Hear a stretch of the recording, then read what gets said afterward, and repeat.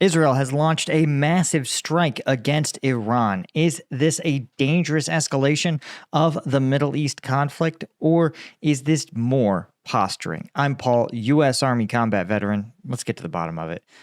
Okay, so Israel has launched a series of precision strikes on what they say are military targets in Iran at around 2:30 a.m. local time, right?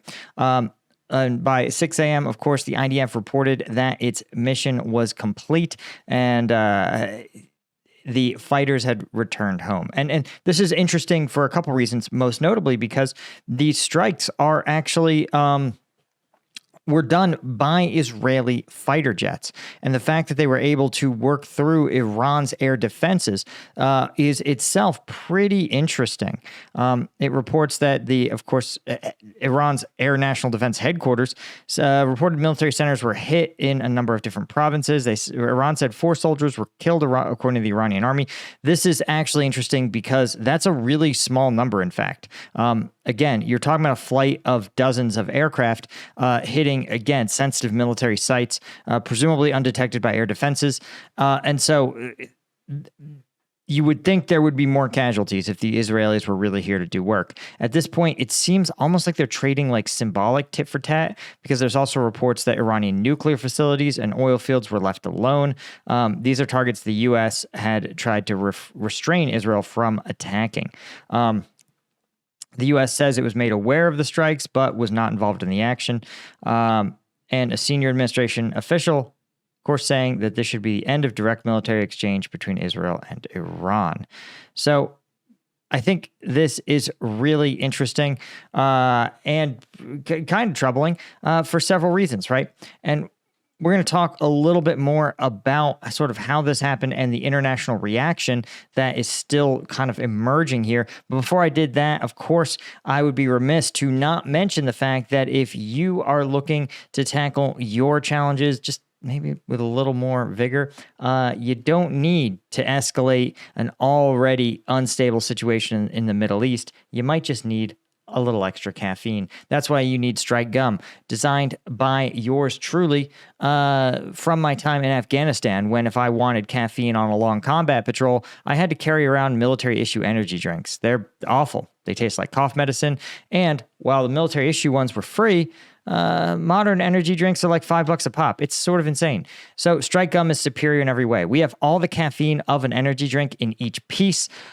0 sugar. It's made in the USA, veteran owned, and is something like 1/10 of the cost of an energy drink. So if you're looking to bring yourself into the 21st century and leave energy drinks behind, go to strikegum.com or search on Amazon for Strike Gum. You can't miss us. We're the top rated energy gum on Amazon. Thanks to all you guys that have rated us on there. Makes a huge difference. Okay, so let's talk about this escalation. Iran is saying it has no limits in defending itself after these Israeli strikes. Which, of course, is always technically true, right? And, you know, like anything else, that was always allowed. The question is it going to be worth it, and is it going to achieve what you hope? Part of the reason that Israel loves using proxies, that Iran loves using proxies in its war on Israel, is that these proxies provide Iran with a buffer, for lack of a better term, right? And they not just protect Iranian interests, but prevent exactly these sort of events from happening, right? Iran gets to say, listen, Israel, you weren't attacked by Hezbollah. You weren't attacked by Iran. You were attacked by Hezbollah, an independent group that has no official affiliations with us, the Iranians. Of course, that's a problem for Israel, because they say, listen, it's just mowing the grass. You guys are going to keep funding these groups. We're going to keep taking them out. It's an endless sort of cycle. But for Iran, it lets it not get backed into a corner where they have to sort of assert themselves militarily and say, we have to prove our strength by engaging in these kind of fights. So the fact that Iran is like, we have no limits now is again, was always technically true. It's just they never really were that interested in pushing their attacks on Israel to their limits. And it sounds like maybe they still aren't. Of course, you also have Qataris and basically every country in the Middle East saying this was bad. Right? The only person who seems just again, like kind of feckless here, man, is the White House, who's saying, I hope Israeli airstrikes are finished. And again, I want to point out that America is the largest economy and military in the entire world. If there's one thing we're capable of doing, it's of asserting ourselves and doing more than hoping things go the way we want them to. In fact, we have the ability to leverage our vast resources to incentivize things to go break in the way we want to. So, again, Biden said he was on with the intelligence community for the last half hour, and it looks like the Israelis, didn't hit anything other than military targets, and I hope this is the end. So, again, the fact there were only 4 troops killed means likely the Iranians knew or strongly suspected the Israeli airstrikes were coming and that they were pretty prepared. They, of course, transited over Iraqi territory. Undoubtedly, the Americans almost certainly saw them on their radars because whatever shortcomings the Iranian air defenses have, you can count on the fact that the Americans are just a cut above. But what I thought was also very interesting was that Iran notably had sort of cashed in one of its favors that Russia owes it, right? Russia owes Iran quite heavily for its provision of Shahed drones, which have been absolutely essential in Russia's war against Ukraine.